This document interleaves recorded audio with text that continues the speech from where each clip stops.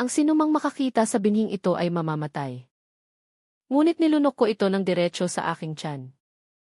At pinayabong sa loob ng 18 taon. Ipinagpatuloy mula sa nakaraang episode. Para sa mga bagong manonood, iminumungkahi na simulan mula sa unang episode. Magsisimula na ang pangunahing kwento. Umisi ang matipunong lalaki. At nagpakita ng nakakakilabot ng ngiti. Ninanakaw ang Iron Blood True Scripture ng aming Giant Sect. Kahit pa tumakas ka pabalik sa teritoryo ng Azure Cloud Sect, mamamatay ka pa rin. Nayanig ang puso ni Pang Chen. Hindi ba ang Giant Sect ay isa sa mga 9 na dakilang sekta sa ilalim ng Celestial Secret Pavilion? Ito ang pinakamalakas sa 9 na dakilang sekta. At ito rin ang pinakamalayong sekta mula sa Azure Cloud Sect. Mayroong ilang mga sekta sa pagitan nilang dalawa. Paano nakarating ang mga tao ng Giant Sect sa teritoryo ng Azure Cloud Sect? Galit na sabi ng matandang pinaghahabol. Sugang Li. Napakawalang hiya mo. Ang Iron Blood True Scripture na ito ay gantimpala ko sa paggawa ng alchemy para sa inyong Giant Sect. Sa loob ng 18 taon. Ikaw, bilang panloob na disipulo ng Giant Sect, isang marangal na sekta, gustong pumatay ng tao para kunin ang kayamanan. Ang Iron Blood True Scripture sa Giant Sect ay isang lihim na cultivation technique na tanging mga elder lamang ang makakakita. Siksugang Li, bilang panloob na disipulo, ay matagal nang nagplano. At nang makita niya na ang matandang retirado sa harap niya ay nakakuha ng isang kopya. Bilang gantimpala, nagkaroon siya ng masamang balak. Anong marangal na sekta? Anong hindi marangal? Sa mundong ito, ang lakas lamang ang hari.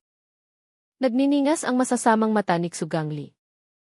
Mabilis siyang lumapit sa matanda. Ngayon, mayroon kang 2 pagpipilian. Ibigay ang Iron Blood True Scripture. At hahayaan kitang mamatay ng mabilis.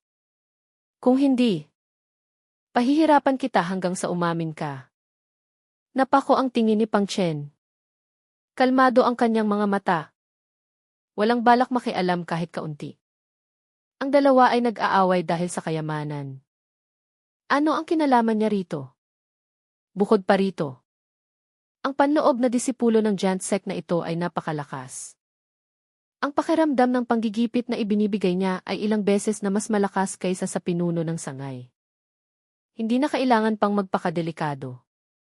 Ngunit ang nakapagpakaba sa puso ni Pang Chen ay napansin niya agad na sinulyapan niya si Sugang Li gamit ang sulok ng kanyang mata. Agad niyang napagtanto na may masama. Si Sugang Li ay tila lumalapit sa matanda. Ngunit bigla niyang sinipa ang lupa gamit ang dulo ng kanyang paa. At itinulak ang isang bato na kasinlaki ng kamao. Upang ibato sa direksyon ni Pang Chen. Natuklasan ang kinaroroonan niya. Walang pag-aatubili si Pang Chen. Mabilis niyang hinugot ang kahoy na espada at isang galaw. Ay ipinalipad ang batong paparating. Naramdaman niya ang pananakit sa kanyang palad. At labis na nagulat. Ang lakas ng taong ito ay kahanga-hanga. Ang batong sinipa niya mula sa malayo ay may ganitong lakas. Kung siya ay masipa sa malapit, 5 bali ay magiging maliit na bagay lamang. Maaaring magkahiwa-hiwalay ang kanyang bituka sa isang sipa. May kaunting lakas ka pala. Naningkit ang mga mata ni Sugang Li. At malamig niyang tiningnan si Pang Chen na dahan-dahang lumabas mula sa siwang ng bato. Na nakaya mong salagin ang aking atake. Ibig sabihin, mayroon kang kaunting kakayahan. Disipulo ng Azure Cloud Sect. Sa murang edad ni Pang Chen, mayroon na siyang ganitong lakas. Hinuha niya ang pagkakakilanlan nito. Ayaw ni Pang Chen ng gulo. Wala akong nakita sa nangyari dito. Ngumiti si Sugang Li. At yumukod. CJ. Salamat kung gayon. Ang 9 na sekta ay nagkakaisa. Magkakapatid tayo sa isa't isa. Dapat tayong magtulungan. Bagaman ganoon ang kanyang sinabi. Hindi man lang nagpabaya si Pang Chen sa kanyang pagbabantay. Dahan-dahan siyang umatras. Hindi nag-iiwan ng anumang butas sa kalaban.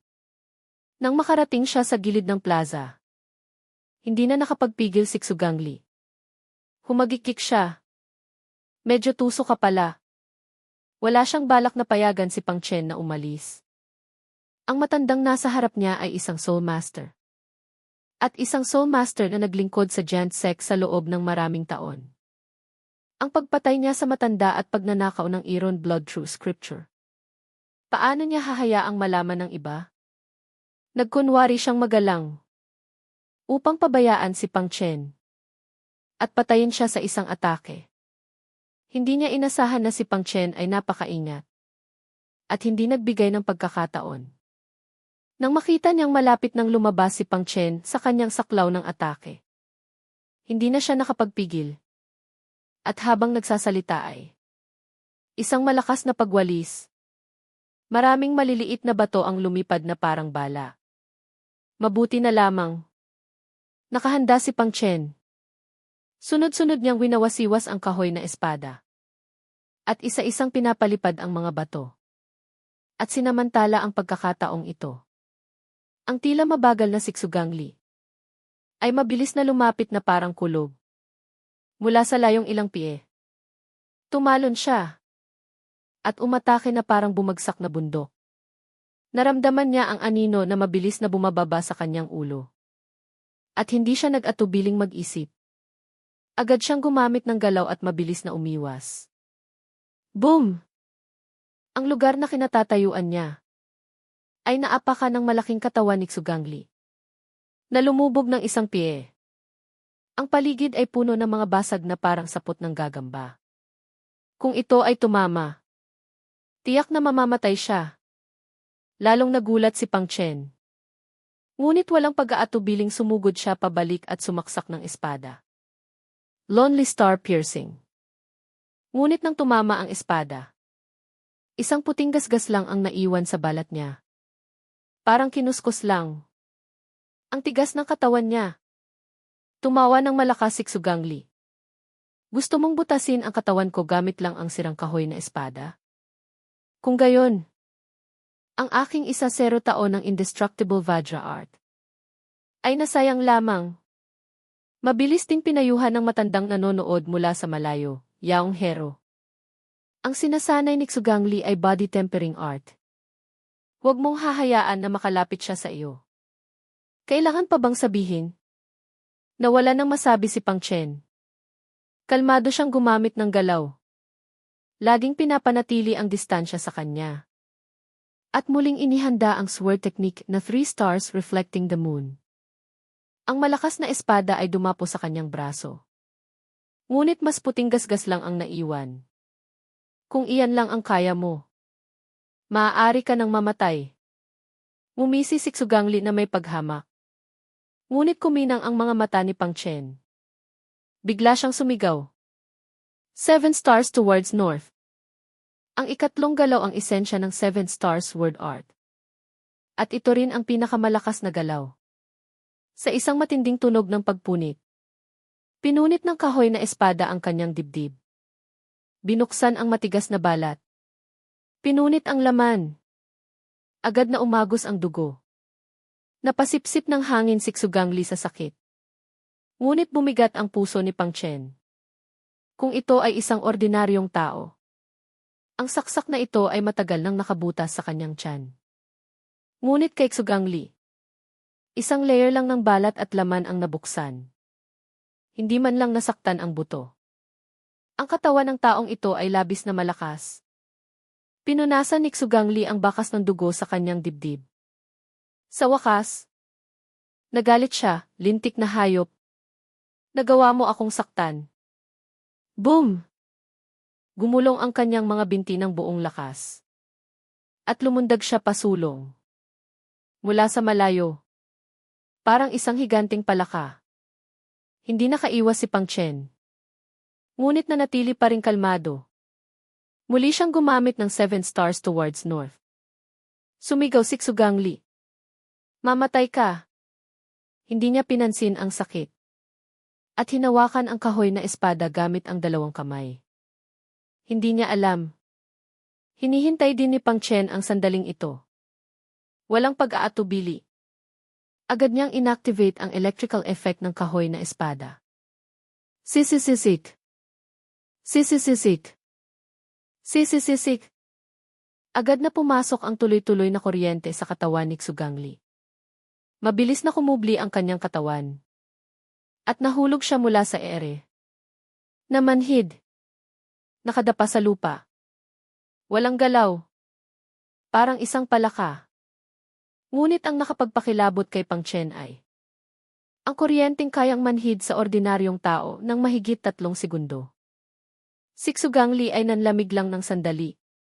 At bumalik na sa dati. Galit siyang bumangon. At buong lakas na pinilipit ang kahoy na espada. Nanabali ito sa 2 piraso. Ibinato niya ito ng padabog sa paanan ni Pang Chen, maliit na halimaw. Ngayon, mamatay ka na. Pagkatapos nito, naging anino siya at sumugod kay Pang Chen. Ang pakiramdam ni Pang Chen ay, hindi tao ang bumubangga sa kanya, kundi isang bundok. Sumigaw ang matanda sa kawalan ng pag-asa, mabilis. Umiwas ka. Halos makita na niya ang kahihinatnan ni Pang Chen. Sa isang banggaan, tiyak na magiging bahagi siya ng dugo at laman. Nayanig din ang puso ni Pang Chen. Ito na ang huling laban. Mabilis niyang hinugot ang subsword sa kanyang likuran. Wala siyang oras para tanggalin ang tela na nakabalot dito. At inihanda ang espada sa papasugod na si Xugangli. Ang kanyang galaw ay awkward at mabagal. Pinagtawanan siya ni Xugangli. Hindi mo nga mahawakan ng maayos ang espada. At gusto mo pang makipaglaban? Habang nagsasalita siya, napatigil si Xugangli. Napansin niya.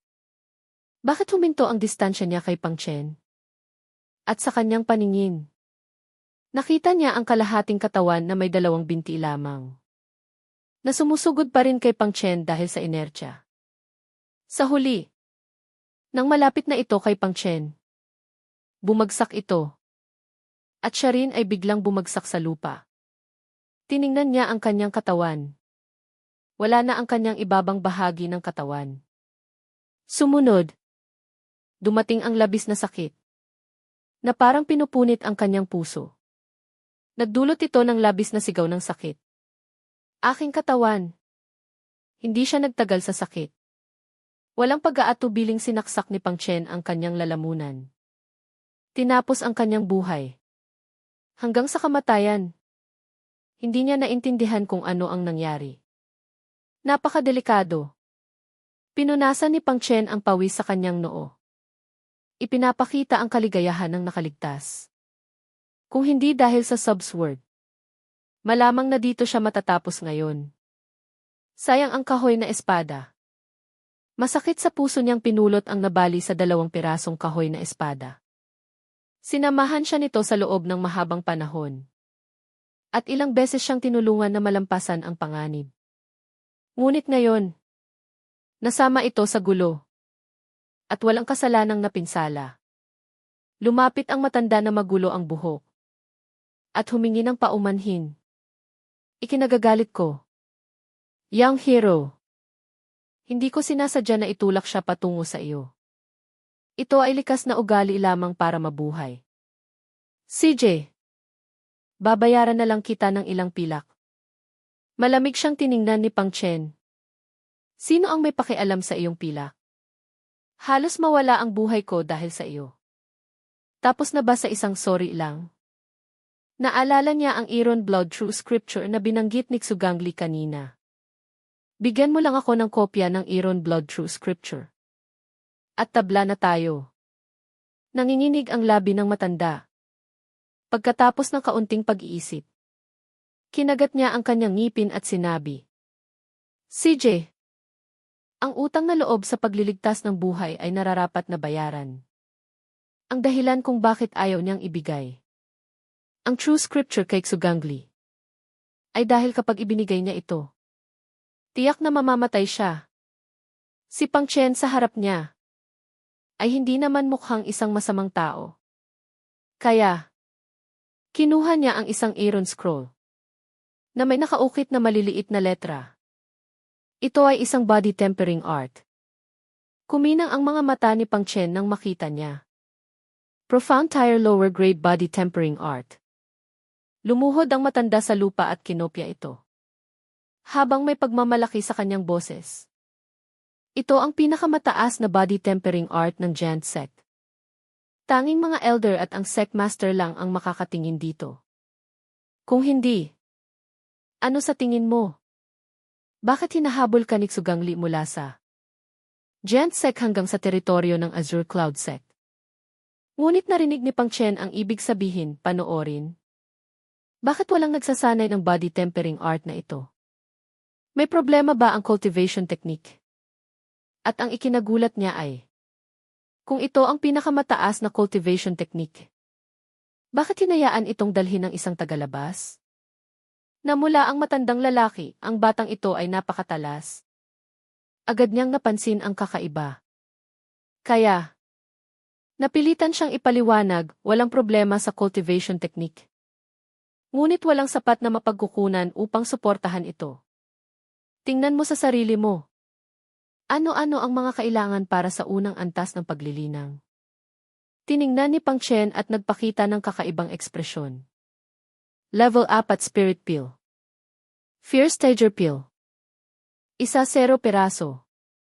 Sabi ng matanda. Ngayon alam mo na kung bakit walang nagsasanay ng cultivation technique na ito. Hindi ba? Ang Fear Stager Pill ay kailangan ng 4-star Soul Master para malikha. Ngunit saan ka makakahanap ng 4-star Soul Master? Hindi lang sa Giant Sect. Kahit sa Celestial Secret Pavilion. Wala rin.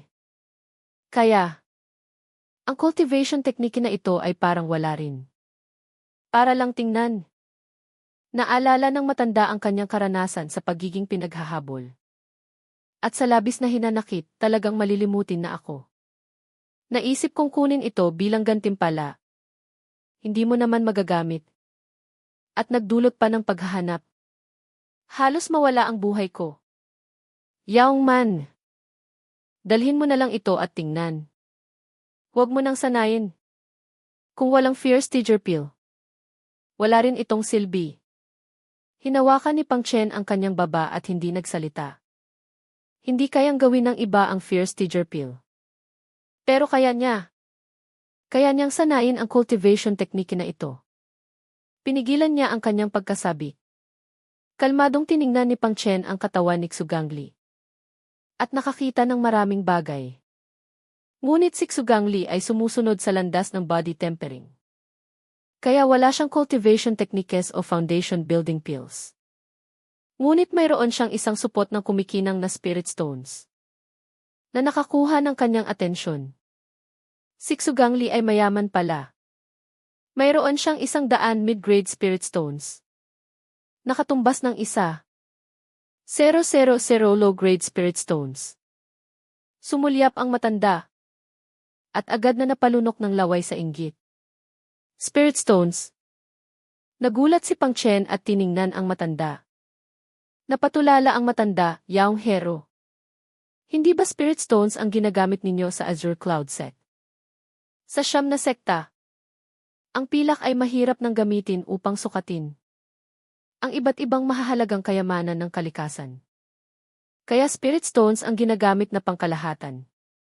Napao si Pang Chen at inilagay ito sa kanyang bulsa. Di nagtagal. Natapos ng matanda ang pagkopya ng cultivation technique. Pagkatapos ihambing.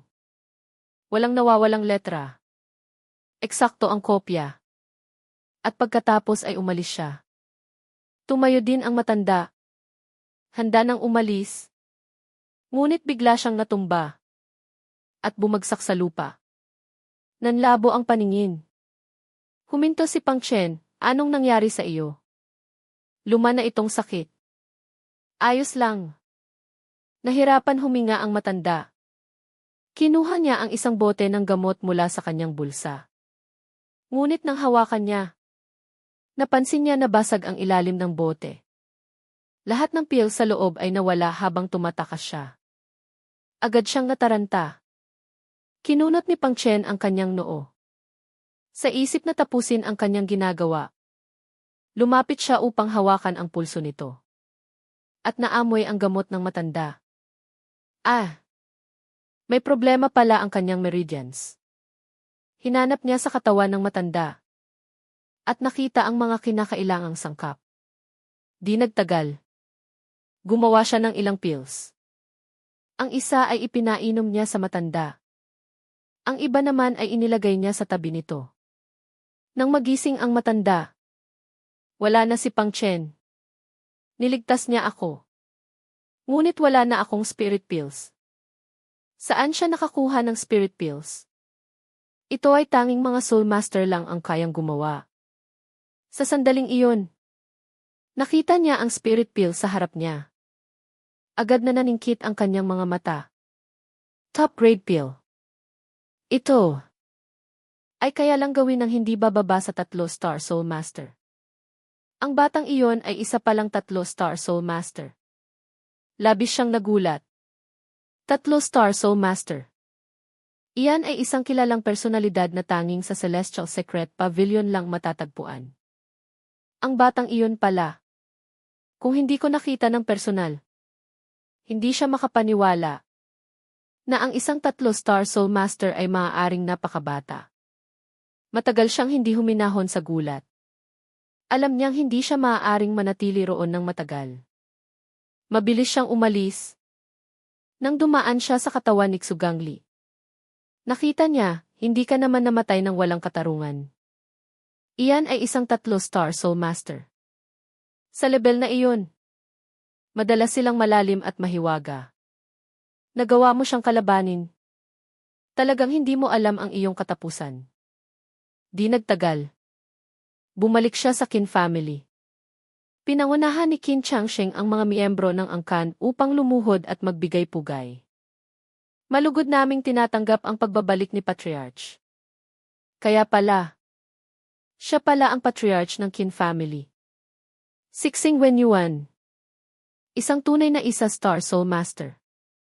Walang kahit anong ngiti sa kanyang mukha. Sa halip, mayroon siyang seryosong ekspresyon. Tinatanong niya, bakit mahina ang negosyo? Anong ginagawa mo? Bago bumalik sa kanyang mansyon. Sadyang tiningnan niya ang iba't ibang tindahan ng Qin family. Ngunit mahina ang negosyo. Malayo sa dating Qin family. Umiiyak na sinabi ni Qin Changsheng, Patriarch. Hindi ninyo po alam. Ang Chen family ay nag-imbita ng isang malakas na soul master na kumuha ng aming negosyo. Narinig ko. Ang soul master na iyon ay naghahanda ring magsanay ng grupo ng mga apprentice soul masters para sa Chen family. Na espesyal na gagawa ng low-grade foundation building pills. Upang putulin ang aming kabuhayan sa Qin family. Nang marinig ito, naging madilim ang mukha ni Xing Wenyuan, magsasanay ng mga apprentice soul masters. Pupuputulin ang kabuhayan ng aking Qin family. Ang lakas ng loob. Pupuntahan ko siya at titingnan kung sino siya. Labis na natuwa si Qin Changsheng. At muling nagtanong, Patriarch. Paano po kayo sasagot? Ngumiti si Xing Wenyuan ng may matalinong tingin. Hindi ba siya kumukuha ng mga may talento? Upang sanayin bilang apprentice soul masters. Aakto ako na sumasagot sa tawag at makikinig kung anong kakayahan ang mayroon siya. Sa Liu Manor, kararating lang ni Pang Chen. At napansin niyang bagong-bago ang mansyon. Lahat ay abala sa paggawa ng trabaho. Nagpalit din si Liu Ruya ng bagong damit. Siya na laging simple. Ngayon ay naglagay din ng makeup. Para salubungin ang pinakamahalagang araw sa kanyang buhay sa loob ng 18 taon. Nagulat si Pang Chen. Sumulat siya, ano ito? Ayaw sanang pansinin ni Liu Ruyan si Pang Chen. Ngunit hindi niya napigilan dahil sa kanyang sobrang ganda ng kalooban. At lalo na dahil gusto niyang magyabang kay Pang Chen. Pupunta na si Elderly sa aming Liu family ngayong araw. Bahagyang nagulat si Pang Chen. Sumulat siya, Hindi ba ilang araw pa? Bakit biglang nagbago ang oras? Nagpakita rin si Liu Ruyan ng pagtataka. Noong una, ipinaalam ni Li Qingfeng na 5 pang araw. Ngunit hindi niya alam kung ano ang nangyari. Bigla niyang binago ang oras. At nagmamadaling pumunta sa Liu family. Naisip niya, malamang dahil nalagpasan ko ang foundation building realm. Masaya si Elder Li. Kaya gusto niya akong tanggapin sa Azure Cloud Sect ng mas maaga. Makatwiran naman iyon. Ngunit may kakaibang pakiramdam si Pang Chen. Sino sa mga elder ng Azure Cloud Sect ang hindi abala? Maraming bagay ang kailangan ng planuhin ng maaga. Paano naman niya biglang guguluhin ang kanyang schedule? Pang Chen, bumalik ka na. Hawak ang isang basahan. Nagulat si Li Roxu. Saan ka nagpunta nitong mga nakaraang araw? Nakita ni Pang Chen na muli siyang gumagawa ng gawain ng mga katulong. Agad siyang nagalit. Sumulat siya, sabi ko sa iyo. Magsanay ka. Anong ginagawa mo? Sinulyapan ni Liu Roxu si Liu Ruyan sa tabi niya.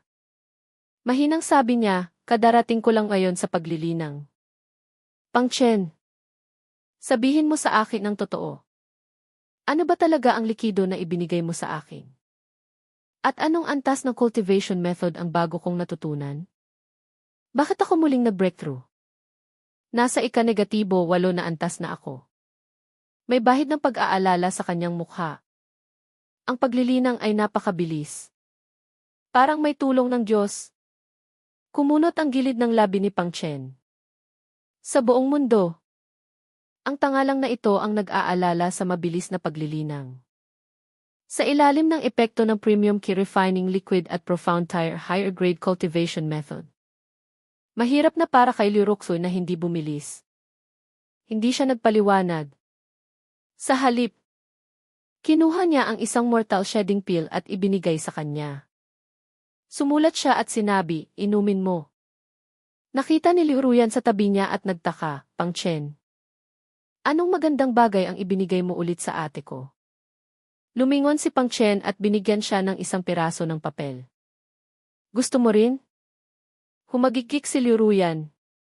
Na alam ang kanyang sarili. Sino ang may pakialam sa iyong mga gamit? Malapit na akong maging disipulo ng Azure Cloud Sect. Anong bagay ang wala sa Azure Cloud Sect? Sumulat si Pang Chen, mabuti kung ganoon. Hindi ko rin naman ibibigay sa iyo. Agad na nagalit si Liu Ruyan. At bumilis ang kanyang paghinga. Kagat niya ang kanyang labi. Hindi niya alam kung bakit. Lalo siyang nagiging interesado sa saloobin ni Pang Chen. Si Liu Roxu, na dati ay hindi siya pinapansin, ay nagsabi, Pang Chen, wala ka pa bang isa? Ibigay mo sa ate. Kailangan pa bang bigyan ulit ni Pang Chen? Nagalit si Liu Ruyan. Ayoko. Hindi rin naman iyan magandang bagay. 8.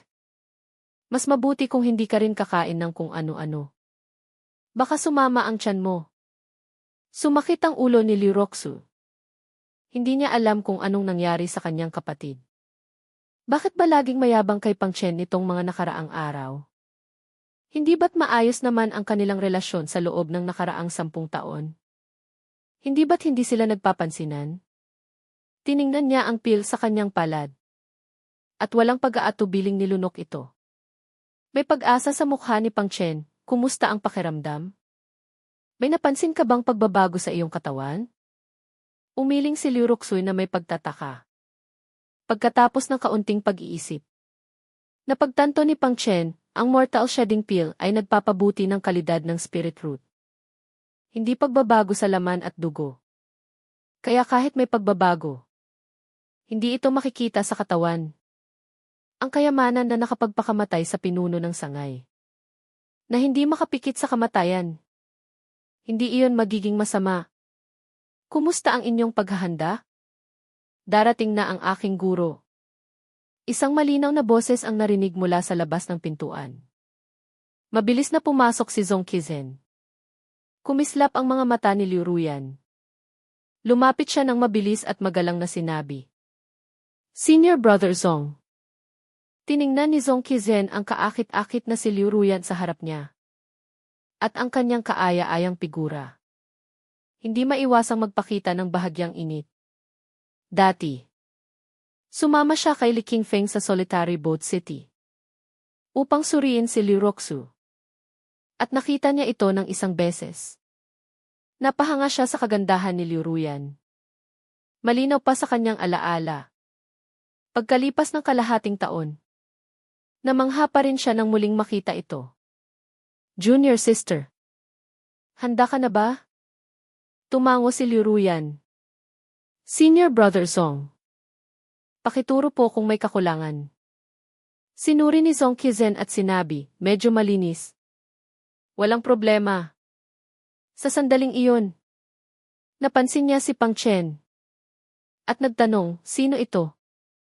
Malungkot na sinabi ni Liu Ruyan, siya ang fiance ng ate ko. Si Pang Chen. Siya si Pang Chen. Isang bahid ng pagkagalit ang lumitaw sa kanyang mga mata. Dati. Sa tulong ng mga donasyon ni Zhu Jianshen, nakakakuha siya ng ilang fire spirit pills taon-taon. Ngayon napatay na si Zhu Jianshen. Wala na siyang anuman. Ang Pang Chen na ito ay may kinalaman sa pagkamatay ni Zhu Jianshen. Junior Sister Ruyan. Ang ating guro. Hindi siya basta-basta makikita ng kahit sino. Si Pang Chen na ito ay mukhang walang silbi. Paalisin siya. Kumunot ang noo ni Liu Ruyan. Bagaman ayaw niya kay Pang Chen. Paano naman naging walang silbi si Pang Chen? Ngunit dahil darating si Li Qingfeng, wala siyang magagawa kundi hayaan si Pang Chen na magtiis. Pang Chen, pumunta ka sa likod bahay. Huwag kang lalabas ngayong araw. Tiningnan ni Pang Chen si Zong Qizen. At umalis ng walang imik. Gusto ring sumama ni Liu Roxu. Ngunit pinigilan siya ni Liu Ruyan, ate. Manatili ka na lang dito. Baka mapansin ka ni Elder Li. Ngumisi si Zong Qizen. Si Pang Chen ay walang silbi. Ang kanyang fiancé ay hindi rin maganda.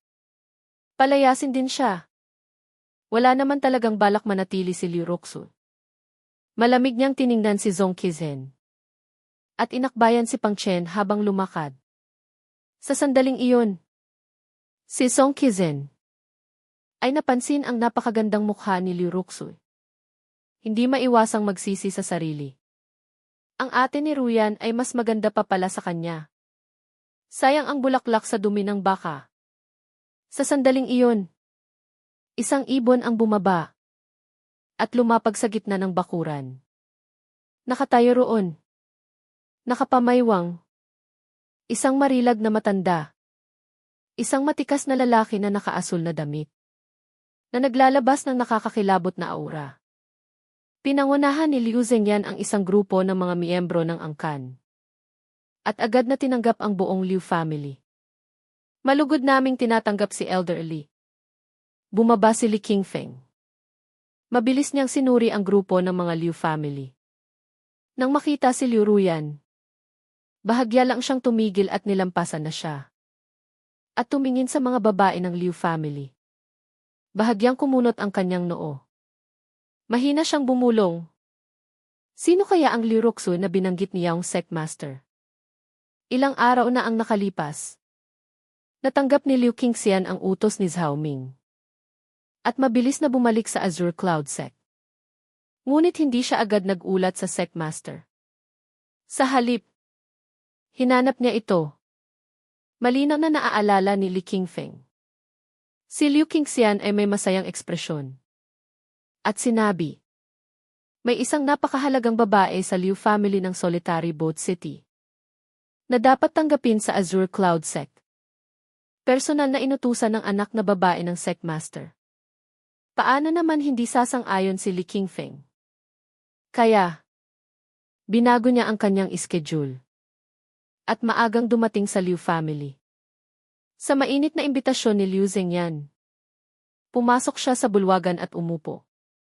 Pagkatapos ng ilang pagbati, Hindi na siya nakapagpigil at nagtanong na nakangiti, Ruyan. Ipakilala mo sa akin ang lahat ng miyembro ng iyong angkan. Masipag at nasasabik si Liu Ruyan. Ang mga miyembro ng Liu family ay umangat ang ulo at umalsa ang dibdib. Lihim silang nasasabik. Walang duda.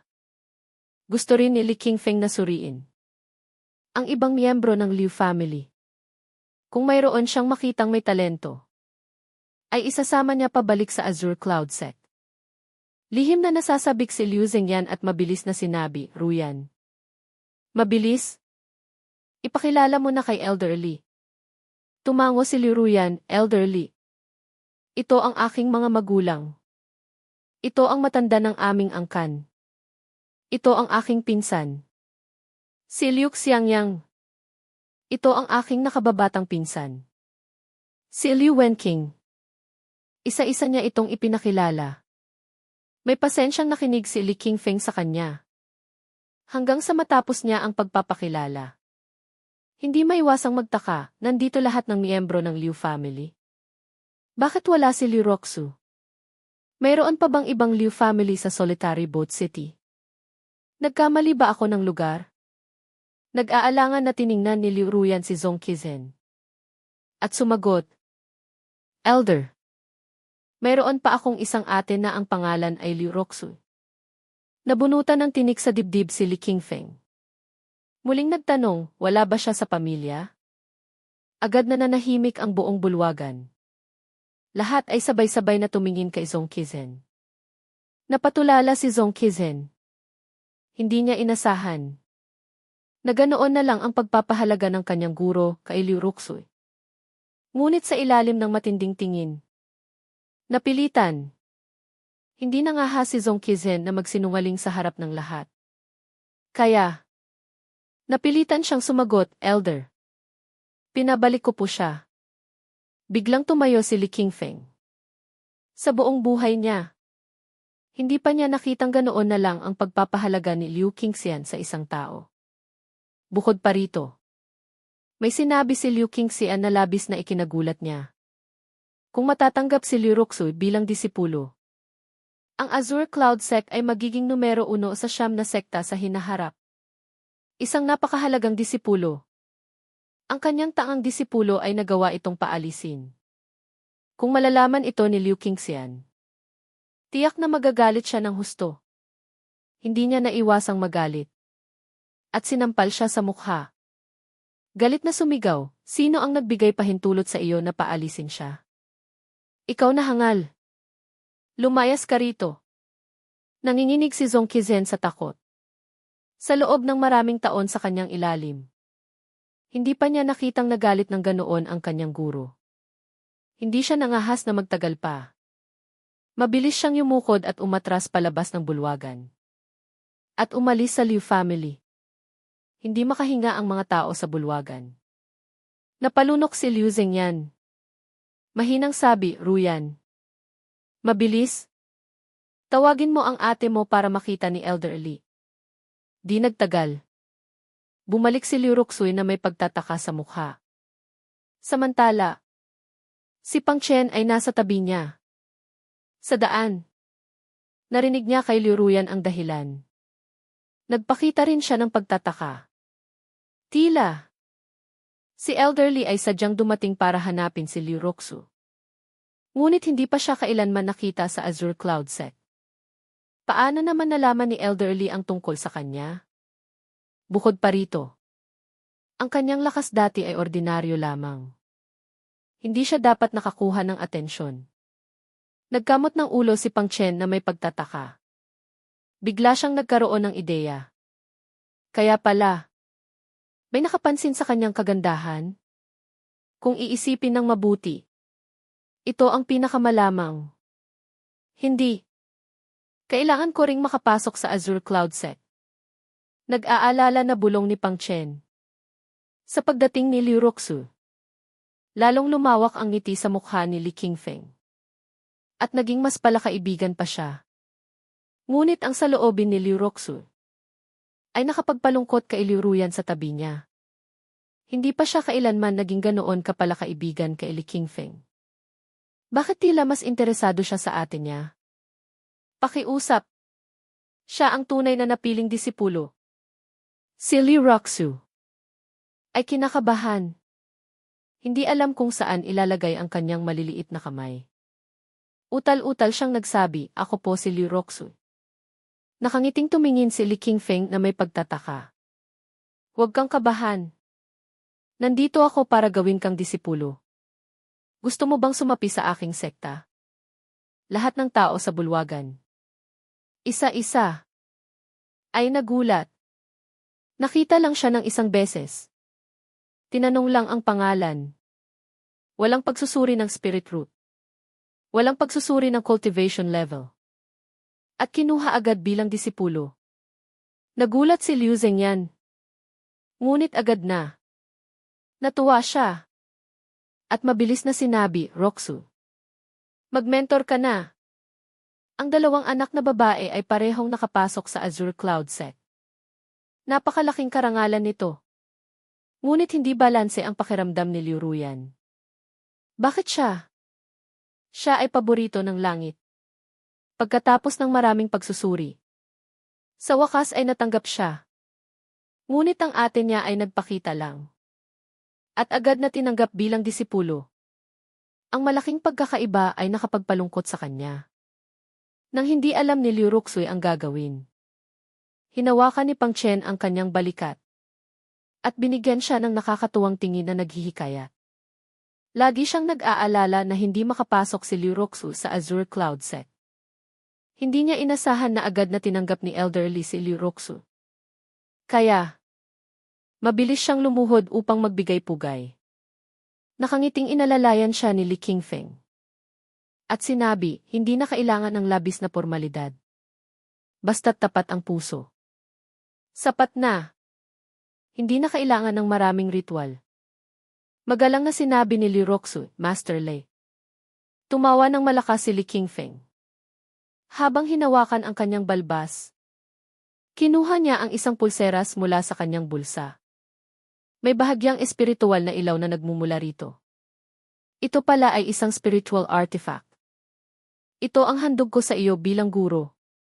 Kunin mo. Kinuha ni Liu Roxu ng may tuwa. Salamat. Guro. Salamat. Guro. Lalo itong nakapagpasama ng loob ni Liu Ruyan. Nakita ito ni Liu Zhengyan at sinabi, Elder. Nararapat na ring formal na mag-mentor sa inyo ang aking nakababatang anak na babae. Dati. Napili lang siya bilang disipulo. Dahil hindi pa dumarating ang araw ng pagtanggap ng mga disipulo sa Azure Cloud Set. Kaya hindi pa siya tinatanggap. Ngayon na ang panahon. Tila ngayon lang naalala ni Li Qingfeng si Liu Ruyan. Bahagya siyang tumango. Ruyan. Mag-mentor ka na rin. Masayang yumukod si Liu Ruyan kasama ang kanyang ate. Ngunit kumunot ang noo ni Li Qingfeng. Bahagyang nagbago ang kulay ng mukha ni Liu Zhengyan. Mabilis siyang nagbuhos ng tsaa at ibinigay kay Liu Ruyan. At sinaway, napakagalang na personahe ni Elderly. Mabilis. Lumuhod ka at mag-alay ng tsaa para sa pagiging disipulo. Ngunit hindi naman ganoon ang nangyari nang mag-mentor si ate. Bakit sa akin? Bahagya niyang kinagat ang kanyang labi. Kinuha niya ang tsaa at lumuhod ng buong galang. Pagkatapos ng 3 pagyuko at 9 na pagluhod. Inialay niya ang tsaa, guro. Uminom po kayo ng tsaa. Tumango si Li Qingfeng. Kinuha niya ang tsaa. Sumipsip ng kaunti. At sinabi, simula ngayon. Ikaw ay aking disipulo. Tumayo ka na. Tumayo si Liu Ruyan at tumabi. Ngunit matagal siyang naghintay. At hindi siya nakatanggap ng anumang regalo tulad ng kanyang ate. Labis siyang nasaktan. Bakit naman? Hindi ba't si Li Qingfeng ay sadyang dumating para tanggapin ako bilang disipulo? Bakit tila dumating siya para sa ate ko? Ako pala ay pangdagdag lang. Naglakbay ang tingin ni Li Qingfeng sa pagitan ng magkapatid. Sandaling naglakbay. At sinabi, ang aking mga disipulo. ay nahahati sa true inheritance disciples at inner disciples. Tulad ng sinasabi ng pangalan, ang true inheritance ay makakatanggap ng mas maraming personal na pagtuturo mula sa akin. Ang inner disciples naman ay bibigyan ko ng sapat na mapagkukunan. Ang paglilinang ay mas nakatuon sa individual. Taon-taon. Isang true inheritance disciple lang ang kaya kong tanggapin. Kaya, gumaan ang pakiramdam ni Liu Ruyan. Dahil siya ay matagal nang napiling true inheritance disciple. Kaya, huminto si Li Qingfeng. At sinabi, ngayong taon, tatanggapin ko si Liu Roxu bilang true inheritance disciple. Junior Sister Ruyan, magtiis ka muna. Sa susunod na taon, gagawin kitang true inheritance disciple. Ano? Hindi makapaniwala si Liu Ruyan sa kanyang narinig. Guro, hindi ba matagal mo nang pinili na ako ang maging true inheritance disciple? Bakit naman sa ate ko ibinigay? Ang mga salita ni Liu Qingxian ay hindi niya maaaring ibunyag. Kaya, mahinahon niyang sinabi, may mga bagay na hindi ko maaaring sabihin ng direkta. Ang masasabi ko lang sa iyo, ay mas akma ang ate mo para maging true inheritance. Nakita niya ang namumulang mata ni Liu Ruyan sa hinanakit. At sinabi, sige. Ganito na lang. Sa pangalan, inner disciple ka.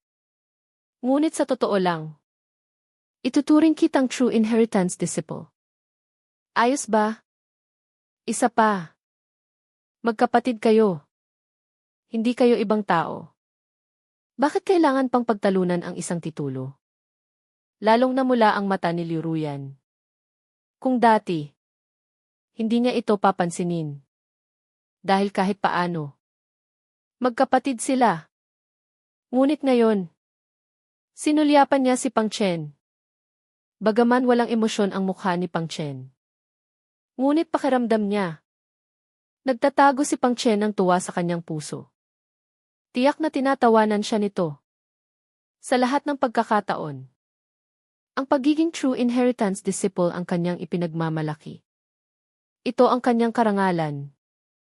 Ito ang kanyang kapital upang magyabang kay Pang Chen. Ngunit ngayon, ang karangalang iyon ay napunta sa iba. Sa paningin ni Pang Chen, tiyak na isa siyang katawa-tawa. Kailangan niyang bawiin ito. Guro, hindi ako sumasang-ayon. Kinagat ni Liu Ruyan ang kanyang labi at sinabi, bakit si ate ang maaaring maging true inheritance disciple? Hindi mo pa nga nasusuri ang kanyang spirit root. Naapektuhan din si Liu Roxu. At mabilis na sinabi, Guro, ibigay ninyo na lang po ang true inheritance disciple sa nakababata kong kapatid. Hindi ko po karapat-dapat maging true inheritance disciple. Ang maging inner disciple ay isang malaking biyaya na. Sumakit din ang ulo ni Li Qingfeng.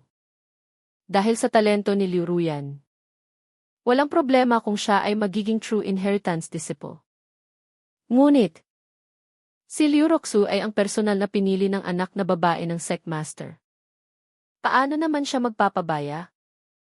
Sa sandaling iyon, lumapit si Pang Chen at ipinakita ang isang piraso ng papel kay Li Qingfeng, elderly. Subukan ninyong suriin ang spirit root ni Liu Roxu. Mabilis na hinila ni Liu Roxu ang manggas ni Pang Chen. Anong ginagawa mo? Hindi ko kayang mapahiya. Paano ko maipapakita ang aking 2 grade spirit root? Ngunit mumiti si Pang Chen. At sinabi, naniniwala ako na si Roxu ay may karapatan maging true inheritance disciple. May bahid ng kumpiyansa sa kanyang mga salita. Ang pinuno ng sangay. Ang mortal shedding pill na pinaghirapan niya sa loob ng mahigit 10 taon, ngunit hindi niya nakuha. Ay hindi maaaring magpataas lang ng isang antas. Ang spirit root ni Liu Roxu ngayon ay hindi bababa sa 4th grade. Hindi malayo sa kanya si Liu Ruyan. Sapat na siya para maging true inheritance disciple. Nagulat si Li Qingfeng at tiningnan si Pang Chen. At tiningnan ang matigas ang ulo na si Liu Ruyan na ayaw sumuko. Nag-isip siya ng sandali at sinabi, mabuti kung ganoon. Ang spirit root ni Liu Roxu ay kailangan ding suriin. Subukan natin ito sa harap ng lahat. Kinuha niya ang isang bilog na plato na kasinlaki ng palad. At sinabi kay Liroxu, idikit mo ang iyong palad dito. At lalabas ang antas ng iyong spirit root. Namula ang mukha ni Liroxu sa kahihiyan at sinabi, Guro, mababa po ang aking spirit root. Sabi ni Li Qingfeng, ayos lang. Kahit gaano pa ito kababa. Disipulo kita. Sa kawalan ng pagpipilian. Napilitan siyang lumapit. At idinikit ang kanyang maliit na kamay dito. Puno ng kalungkutan ang kanyang mukha. Kaya niya ring isipin. Ang nakakahiya na sitwasyon kapag lumabas ang 2 grade spirit root. Si Liu Ruyan naman ay matamang nakatingin sa plato. Gusto niyang makita. Kung lalabas ang 2 grade spirit root ni Liu Roxu. Anong mukha pa ang ipapakita ni Li Qingfeng? Upang panatilihin siyang true inheritance disciple. Sisisisik. Sisisisik. Sisisisik. Umikot ang plato ng sandali at huminto. At naglabas ng isang sinag ng liwanag. Na nagpakita ng malinaw na mga salita sa ere. 7th grade spirit root. Biglang bumangon si Li Qingfeng mula sa kanyang upuan. Kumislap ang kanyang mga mata, 7th grade spirit root. Li Roxu. Labis mo akong ginulat. Ginulat mo ako. Akala niya na mahina ang talento ni Li Roxu. Ngunit lumabas na mas mataas pa sa 6th grade spirit root ni Liu Ruyan. Sa isang antas pa ang taas, labis ding nagulat ang mga tao ng Liu family. At nagsimulang magulat. Napatulala rin si Li Roxu, Pang Chen. Anong nangyari? Ang pagbabago sa kanyang katawan ay tiyak na galing kay Pang Chen. Ang mga misteryosong likido ba iyon? O ang spirit pill na kinain niya kanina? Mabilis na umatras si Liu Ruyan na natumba. Agad na namutla ang kanyang mukha. Hindi niya matanggap. Umiling siya, hindi. Hindi maaari. Hindi maaari. Paano ka naging 7th grade spirit root? Medyo natakot si Li Roxu. Sa kanyang galit na estado. Nagtago siya sa likod ni Pang Chen. Dahil dito, napansin ni Liu Ruyan si Pang Chen. Naalala niya ang pagbabago ng kanyang ate. Na nagsimula nang maging magkasintahan sila ni Pang Chen. Kaya, may hinuha siya. Maraming beses na niyang nakita ng patago. Nalihim na ibinibigay ni Pang Chen kay Liu Roxu ang misteryosong likido. At kanina lang, inilagay sa kahon ng paliguan. Ang malinaw na napakamahalagang spirit pill. Si Pang Chen. Tiyak na si Pang Chen ang nagdala ng pagbabago sa ate ko. Ginawa niya ang ate niyang na isang 2 grade spirit root na walang silbi. Na ngayon ay mas mataas pa sa kanya. Nang maunawaan niya ang lahat. Nag-collapse si Liu Ruyan. Ang mga luha na matagal nang pinigilan sa kanyang mata ay umagos na parang ulan. Pang Chen, bakit mo ito ginawa sa akin? Bakit? Bakit? 3 beses siyang nagtanong. At umiiyak na tumakbo palabas. Walang masabi si Pang Chen. Bumulong, anong ginawa ko sa iyo? Kakaiba.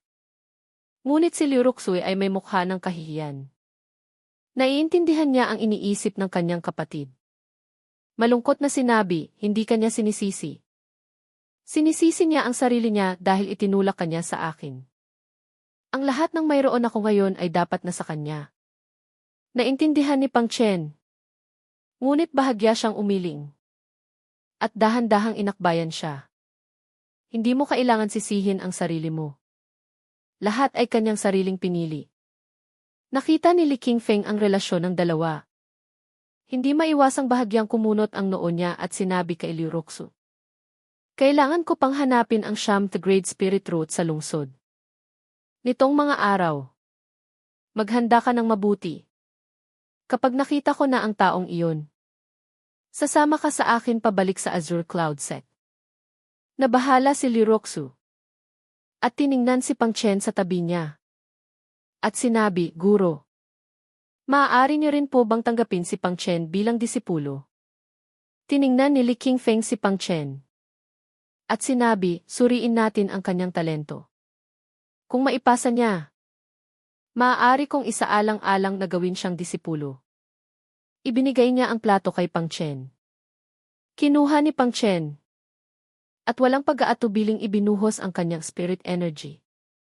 Medyo nag-alala siya. Ang platong ito ay malinaw na mas magaspang ang sensitivity sa pagtukoy kaysa sa bronze ruler. Mas magaspang. Hindi kaya muli itong mabibigo. Ang kinatatakutan niya ay nangyari. Lumitaw ang tatlong salitang walang spirit root sa ere. Umiling si Li Qingfeng, napakasama. Kahit pa ako ay isang elder ng sekta. Wala akong karapatang tanggapin ang isang taong walang spirit root sa sekta. Nag-aalala si Liu Roxui, ngunit, may cultivation level si Pang Chen. Oh! Nagulat si Li Qingfeng. Habang hinahaplos ang kanyang balbas, sinabi, walang spirit root ngunit nakapag-cultivate ng cultivation level. May ganoon pala? Hindi pa naririnig. Mabilis ding sinabi ni Liu Zhengyan, elderly. Totoong totoo. Hindi lang nag-cultivate si Pang Chen ng cultivation level, kundi hindi pa mababa. Ngunit mumiti lang si Li Qingfeng. Para sa kanya, ang foundation building realm pataas lang ang masasabing isang martial artist. Ang key refining realm ay parang laro lang ng mga bata. Gaano kalayo ang mararating ng isang taong walang spirit root? Sa pinakamahusay, nakain lang siya ng kayamanan ng kalikasan. At hindi sinasadya. Nakarating sa 3 He o 4 TE level ng key refining realm. Ngunit upang mapaniwala si Liu Roxu, tumango siya at sinabi, kung gayon, bibigyan ko si Pang Chen ng pagkakataon upang ipakita ang kanyang cultivation level. Agad na natuwa si Liu Zhengyan.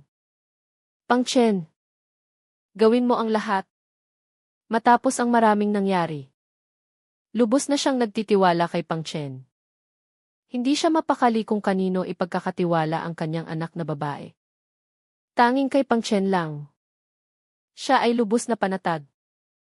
Kaya, kung makakapasok si Pang Chen sa Azure Cloud Sect, iyon ang pinakamahusay. Kinamot din ni Liu Roxui ang dulo ng kanyang palda sa kaba. Mas kinabahan pa siya kaysa noong sinuri ang kanyang spirit root. Bumuntong hininga rin si Pang Chen. Alam niyang dumating na ang sandali ng pagpapasya sa kanyang kapalaran. Kung hindi siya makakapasok sa Azure Cloud Sect, malamang na mahihirapan na siyang magkaroon ng magandang kinabukasan sa kanyang buhay. At hindi na rin niya makakasama si Liu Roxui sa kanyang paglalakbay. Kaya, walang pag-aatubili siya na naglabas ng kanyang malaking spirit energy sa 3 level ng foundation building realm sa harap ng lahat. Walang emosyong naramdaman si Li Qingfeng. Mayroon na siyang draft sa kanyang isip kung paano sasabihin upang hindi lang mawala ang ideya ni Pang Chen na makapasok sa Azure Cloud Sect, kundi hindi rin masyadong malungkot si Liu Roxu. At kusa siyang sumama sa kanya pabalik sa Azure Cloud Sect. Bigla, isang malakas na spirit energy ang nagpakaba sa kanya. Naramdaman niya ang pinagmulan ng spirit energy. Hindi maiwasang tumayo sa gulat, 3 high level ng foundation building realm. Isang taong walang spirit root ay kayang mag-cultivate hanggang sa 3 high level ng foundation building realm. Hindi niya maiwasang magduda kung nasira ang plato. Nagkamali sa pagtukoy ng talento. Napakabata pa. Nasa 3 high level na ng foundation building realm. Sa Azure Cloud Sect, kabilang pa rin siya sa mga pinakamatalinong henyo. Kinuha niya muli ang isang bagong plato. At may pag-asa, suriin mong muli ang spirit root mo. Pang Chen. Tumango si Pang Chen at muling sinuri ng may pag-asa. Ngunit ang resulta ay walang spirit root pa rin. Tiningnan ni Li Qingfeng ang 3 salitang iyon. Matagal siyang nag-isip ngunit hindi niya maintindihan. Paano nakarating si Pang Chen sa ganoong mataas na antas? Di kaya Ayon sa alamat, ang ilan sa mga napakalakas na masamang pills o ang paraan ng paggamit ng potensyal ng labis. Sa lahat ng naisip niya, ito lang ang posibilidad. Ang ganitong uri ng masamang paraan na nag-aalay ng buhay ay may maraming depekto. Agad niyang tinanggal ang ideya na tanggapin si Pang Chen. Ngunit nakiusap si Liu Roxu, Guro. Ang utang na loob ni Pang Chen sa akin ay kasing laki ng bundok. Kung hindi siya makakapasok sa Azure Cloud Sect, hindi na rin po ako pupunta. Nawala ng magawa si Li Qingfeng. Nag-isip siyang mabuti at nagmungkahi ng isang kompromiso. Sige. Ganito na lang. Bibigyan ko ulit si Pang Chen ng pagkakataon. Bago tayo umalis, hahayaan kong suriin ng aking disipulo na si Zhong Qizen ang kanyang lakas. Kung kaya niyang makatagal ng 1-0 galao laban kay Zhong Qizen, ay tatanggapin ko na may kakayahan siyang makapasok sa Azure Cloud Sect. Paano? Namutla si Li Roxu. Si Zhong Qizen ay isang matandang disipulo ni Li Qingfeng sa loob ng maraming taon.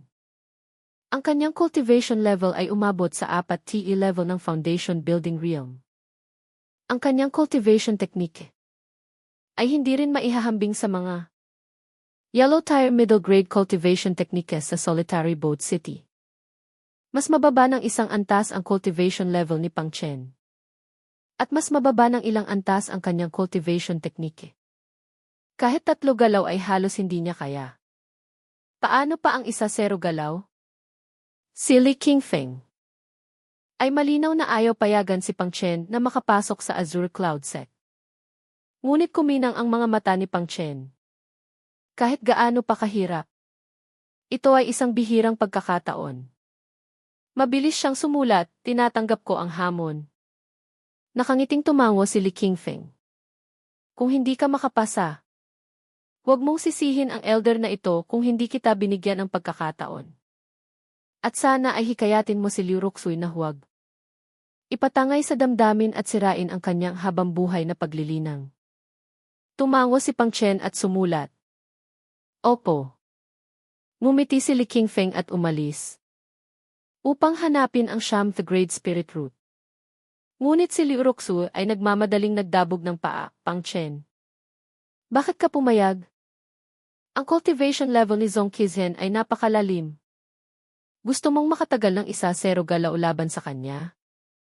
Napakahirap niyan. Naalala ni Pang Chen ang aklat na hindi pa niya nasasanay. Ang Profound Tire. Higher Grade Palm Technique. Ang Roaming Dragon Palm. May bahid ng kumpiyansa sa kanyang mga mata. Sa loob ng 3 araw, may tiwala akong makikipaglaban sa kanya. Ang sinabi niya ay makikipaglaban. Hindi makatagal ng 10 galaw. Paano naman maniniwala si Liu Roxu? Bumuntong hininga siya. Kung gayon, subukan mong maging maganda ang relasyon mo kay Zhong Qizen. Sana ay magbigay siya ng kaunting palugit sa pagsusuri. Pumayag si Pang Chen sa ibabaw. Ngunit pagkalabas ng pinto, naghanda siyang pumunta sa Soaring Dragon Island upang mabilis na makasanay ng palm technique. Ang pinakamahusay na paraan ay ang totoong laban. Hindi niya inasahan na pagdating niya sa tarangkahan. Nakita niya si Zhong Qizen na may bakas pa rin ang sampal sa kanyang mukha. At galit na si Zhong Qizen. Bakit mo itinago ang tungkol kay Liu Roxu? Dahil sa iyo. Pinagalitan ako ng aking guro. Sinasadya mo. Hindi ba? Nagtataka ang mukha ni Pang Chen. Sumulat siya, sino ba ang mayayabang na nagmataas? Walang sabi-sabi. Gusto nang palayasin ako at ang aking asawa. Walang pumilit sa iyo na gawin iyon. Hindi ba? Nasampal ka. Ngunit hindi mo sinisisi ang sarili mo. Sa halip ay sinisisi mo ang iba. Kaya pala sinasabi ng guro mo na tanga ka. Nanggigil si Zhong Qizen. At kinuyom ang kanyang kamao, hindi. May lakas ng loob ka pang kausapin ako ng ganyan. Walang takot si Pang Chen, gusto mo akong labanan? Sino ang matatakot? Gusto talaga ni Zhong Qizen na itulak siya sa lupa. at bugbugin ng husto. Ngunit dahil kakatapos lang niyang magpagalit sa guro, hindi siya nangahas na magulo sa harap ng Liu family. Masama niyang tiningnan si Pang Chen, hintayin mo matapos ang aking arranged marriage. At kapag natapos ko na ang aking mga gawain, ayos na ayos kita. Nag-isip si Pang Chen, arranged marriage.